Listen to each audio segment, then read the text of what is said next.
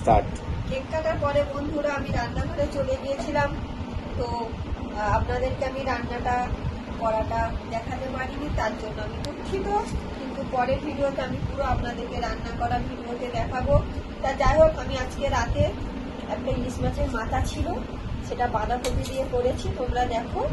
আর এই লাউ আলু ডিম দিয়ে, দেখো আমরা লাউ আলু ডাল দিয়ে করি অনেক সময়, বা চিংড়ি মাছ দিয়ে করি, কিন্তু আমি আজকে রান্নাটা একটু করেছি অন্যরকম ভাবে। ডিম সিদ্ধ করে ভেজে এতে দিয়েছি, তরকারিটা খুব সুন্দর হয়েছে, সুস্বাদু হয়েছে বন্ধুরা। তা অনেক রাত হয়ে গেছে বন্ধুরা, আমি এই ভাত নিয়েছি, একটু বাঁধাকপির তরকারি নিচ্ছি বন্ধুরা, আর একটু লাউ আলু তরকারি নিয়ে নিচ্ছি বন্ধুরা।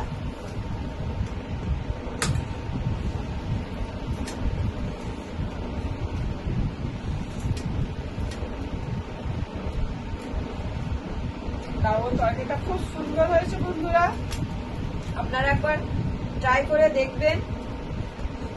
আর এই বাঁধাকপি আলু ইলিশ মাছের মাথা দিয়ে একটু খাচ্ছি, খুব সুন্দর হয়েছে। টাটা বন্ধুরা, আবার পরের ভিডিওতে দেখা হবে।